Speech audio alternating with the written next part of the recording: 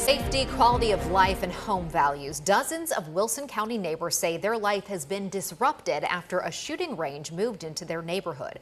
Earlier this month, the property owner was served a lawsuit for alleged zoning violations. But later this week, the owner plans to go in front of the Planning Commission to get the property rezoned to commercial use, something neighbors are against. News 2's Kendall Eichman spoke with frustrated neighbors and the property owner.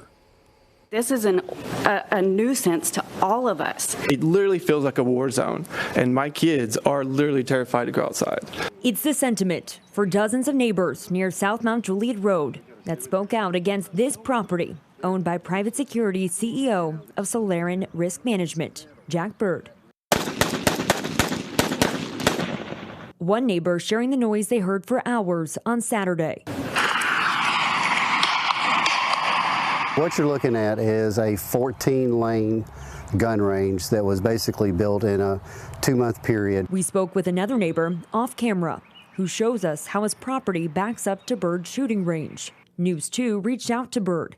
He told us this property is designed with the same standards a commercial range would have, even though they don't operate as a public gun range. I have friends that come out. I've donated it to local law enforcement agencies who came out and used it. I mean, we've used this for anyone wanting to learn in a safe way, not being charged for it. Last week, the Board of Zoning Appeals denied Bird to use the property for a gun range.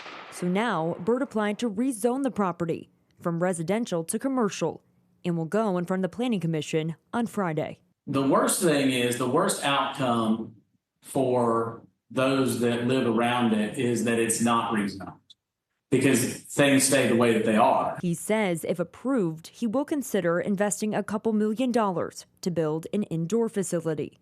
But it's something at least some neighbors say they don't want. We don't want it here. I mean, this is not a place for it. So there's enough commercial property out there, whether it's Nashville or even Wilson County.